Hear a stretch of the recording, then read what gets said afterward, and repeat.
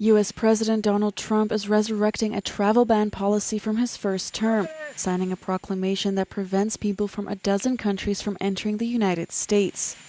He linked the ban to a recent terror attack in Boulder, Colorado. In the 21st century, we've seen one terror attack after another carried out by foreign visa overstayers from dangerous places all over the world. And thanks to Biden's open door policies, today there are millions and millions of these illegals who should not be in our country. In my first term, my powerful travel restrictions were one of our most successful policies, and they were a key part of preventing major foreign terror attacks on American soil.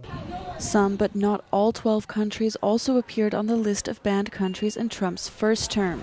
In 2017, Trump issued an executive order banning travel to the U.S. by citizens of 7 predominantly Muslim countries. While that was one of the most chaotic and confusing moments of his young presidency, he appears to be on firmer ground this time after the Supreme Court sided with him in 2018.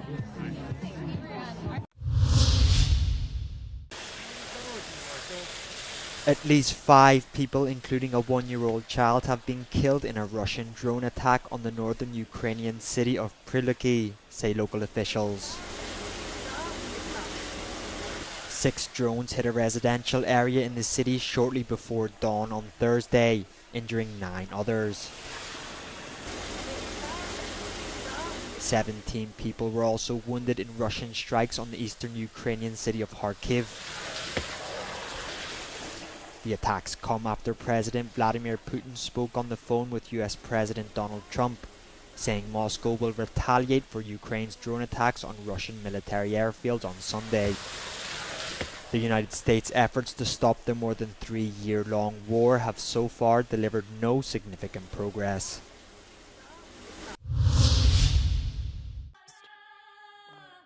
New Zealand's parliament suspended 3 lawmakers who performed a Maori haka to protest a proposed law. The 3 performed the haka in parliament in opposition of the widely unpopular and since defeated Treaty Principles Bill, which they say would reverse Indigenous rights. It sought to legally define the principles of the 1840 Treaty of Waitangi, signed between Maori leaders and the British Crown during New Zealand's colonisation.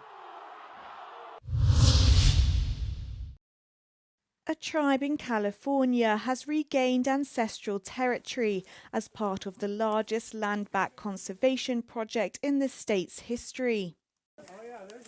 The Yurok tribe has reacquired roughly 189 square kilometres of forest land along the Klamath River, more than doubling its land holdings in northwestern California. Reacquiring landscapes like this allows us to heal, to work towards healing a wound that was inflicted not only on the lands but our hearts when these lands were taken away from us. The Yurok will manage the land using traditional practices like controlled burns, prairie restoration and invasive species removal to support wildlife and create jobs for tribal members.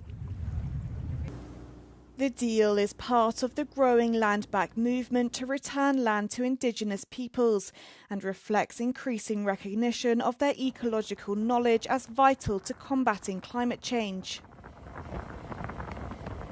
Over the past decade, around 12,000 square kilometres of land has been returned to tribes across 15 states as part of a federal programme.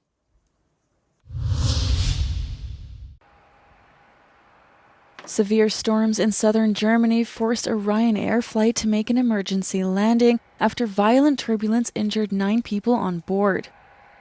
The flight was traveling from Berlin to Milan but had to land at Memmingen Airport in Bavaria late on Wednesday. 3 people were taken to the hospital in Memmingen while the other injured people were released after receiving outpatient treatment. The German Weather Service warned of further storms on Thursday, with hail, strong winds and localized heavy rain expected. Hungary violates EU law with its LGBTI legislation, the General Advocate of the European Court of Justice said in her opinion. This statement is in general in line with the final verdict. Viktor Orbán's government in Hungary banned the portrayal of same-sex couples for minors in 2021. The government said this is needed to protect children, but NGOs say this is a discrimination against sexual minorities. Now the general advocate agreed with this argument. This year Hungary banned the Budapest Pride based on the child protection law.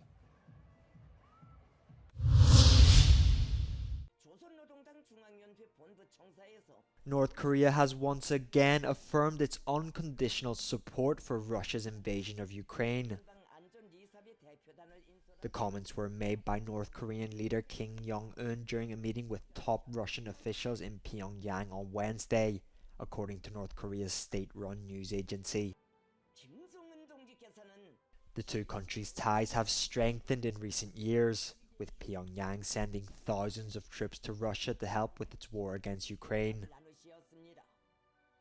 During the meeting, the two countries discussed the prospect of rebuilding areas in Russia's Kursk region, according to Russia's state news agency.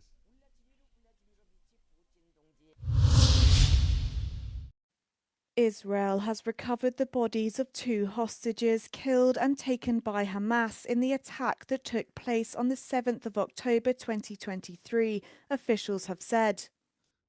Israeli Prime Minister Benjamin Netanyahu said Judith Weinstein and Gad Haggai's remains were recovered in a special operation by the Israel Defense Forces and the Shin Bet Internal Security Agency.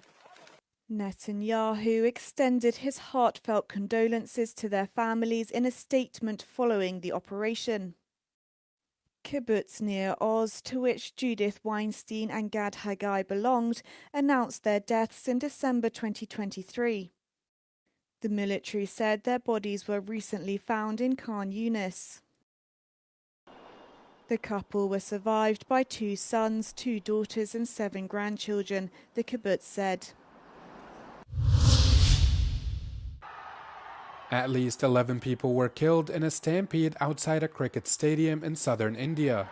The crush happened as tens of thousands of cricket fans gathered outside the Royal Challengers Bengaluru team stadium to celebrate their winning of the Indian Premier League. Karnataka State Chief Minister Siddaramaiah says close to 36 others were injured in the incident. He noted that the crowds tried to break one of the stadium's gates to enter and take part in the celebrations. He also added that most of those injured were transferred to nearby hospitals to receive treatment for their wounds and are in stable condition. Indian Prime Minister Narendra Modi also commented on the incident, calling it heart-rending, and expressed his condolences to those who lost their loved ones. Stampedes are relatively common in India when large crowds gather. In January, at least 30 people were killed as tens of thousands of Hindus rushed to bathe in a sacred river during the Mahakumbh festival. According to intel from the EU's border agency, irregular crossings have decreased this year by 27%. Frontex say their 3,300 officers manning the EU's external entries are to thank for this drop. Watching it all from his office in Vienna is Michael Spindeleger, Director General of ICMPD, an organisation that plays a role in shaping migration policy in Europe. Now it's going down, but you don't know how long this is staying with these lower numbers. Still, if you have a look to the numbers of asylum seekers in Europe, it is very high. So also last year, we had nearly 1 million asylum applications in Europe. This is a very high number. And so I think it is not a situation where we can calm down. It is a situation where we have to look exactly what kind of measures have to be done for the future. But what about Italy and Denmark, I ask? The two migration hawks have written to the European Court of Human Rights asking for, quote, more room to crack down on migration. Michael Spindeleger admits there are some, quote, legal issues, but calls their measures innovative. I think everybody is invited to look to as they call it, intelligent, modern ways to deal with the migration issues. And this model, especially from Italy, to deal with migration procedures in Albania is interesting because this is a new way. For their part, the European Court of Human Rights in Strasbourg has written their own letter saying that debate is healthy, but politicising the court is not. Interior ministers from all across the bloc will be gathering in Luxembourg next week to discuss migration. Maeve McMahon, Euronews, Brussels. The FBI have arrested a 32-year-old man they say was an accomplice in last month's bombing of a fertility clinic in Palm Springs, California. Today, my office and the FBI are announcing the arrest of Daniel Park, a Washington state resident charged in a federal criminal complaint with Title 18, United States Code Section 2339A, providing and attempting to provide material support to a terrorist. The man who committed a suicide car bombing of the American Reproductive Centers in Palm Springs, California. Federal officials say Daniel Park spent years stockpiling supplies of ammonium nitrate, a chemical that can be used to make explosives. Their investigation revealed records of purchases of the chemical dating back to October 2022, with the most recent coming just days before the attack in mid-May. Park is accused of shipping 82 kilograms of the chemical to the attacker Guy Edward Barkis's California home in January. He also made another shipment of 41 kilograms a few days before the attack. Park also allegedly spent time in the attacker's home and garage a few months before the explosion, where the pair conducted bomb-making experiments.